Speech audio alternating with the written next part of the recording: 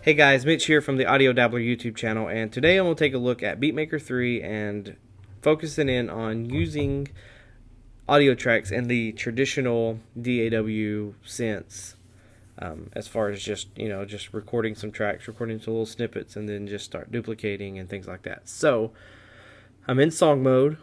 I have used just the summer drums and created a basic drum pattern, and I have it looping at 16 bars. And then if I want to add in some external sounds is what I'm going to focus on today, from my Korg Triton Tactile, I can add an audio track, which I did.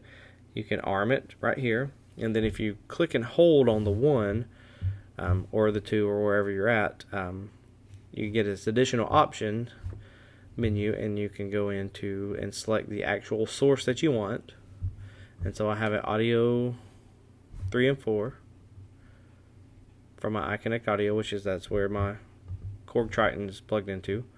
And then the next other step you have to do is you got to go down here and you have to add you got to check the monitor right here, so you'll be able to hear what's going on. Because if I uncheck this, then I can't hear or see what's going on. Now if I hit record,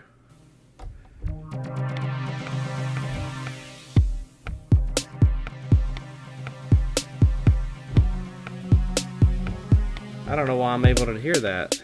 That seems kind of weird. It didn't do that earlier. Let's see what I have. Audio input. So I get nothing. So I don't know. That's kind of weird. Maybe it crashed on me earlier, so I don't know. Anyway, so got 3 or 4 selected. My best practice has been to go down here and click on the monitor, so that way I can hear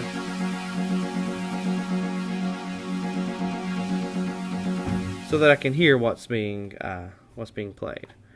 And so let's just go back to this, and I have audio track 1 record enabled, and then when I hit the record button, it's going to pre-roll, which the pre-roll is right here under the Q quantization. That's going to give you the recording options, and you can have it pre-roll, or you can have it just start on the money if you want to. So let's just, when you hit record, it's going to 2, 3, 4.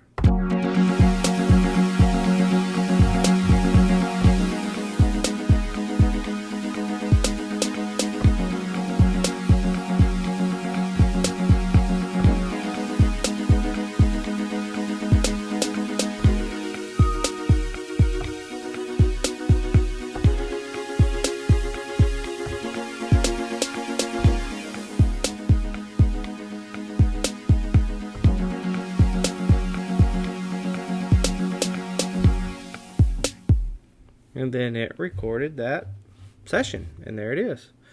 And then if you want to go into further and edit, again, you can drag it over, or if you even want to, this is just editing that particular pattern as far as the trim, but it's not actually editing the sample. If you want to go in even further and edit the sample, you can, and you can drag this over to 16. Make sure you click grid snap, and it'll snap to the grid, and you can hit trim, and now that is looped and it's trimmed. And so we can go back to song mode, and if I click on this, drag in, click over, and it'll kind of trim it out. And so now if I hit play,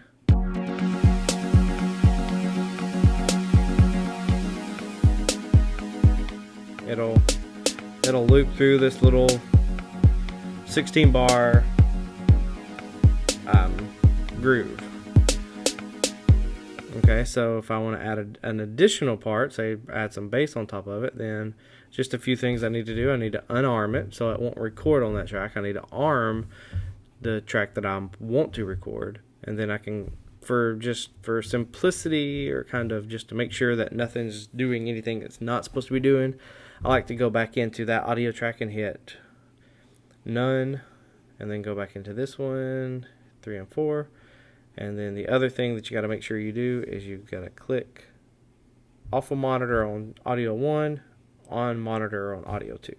Then I can go down here, I can hit a bass. Let's turn that ARP off.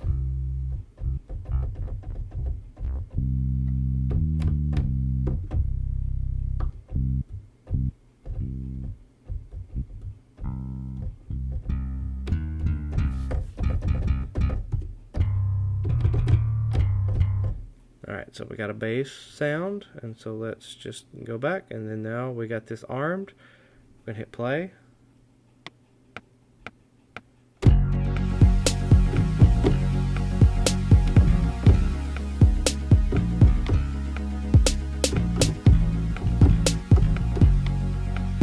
And it'd help if I wasn't messing up, but you can kind of see where you can go, and you can record that loop.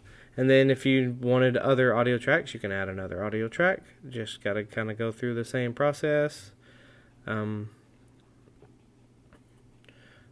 none. Go back to the audio 3, audio input, hardware 3 and 4. Click record enable, and just remember to go back and click on monitor so that you can hear, and then we can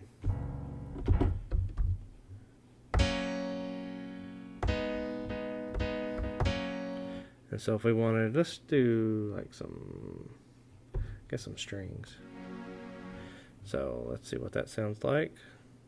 And so then we can 2, 3, 4.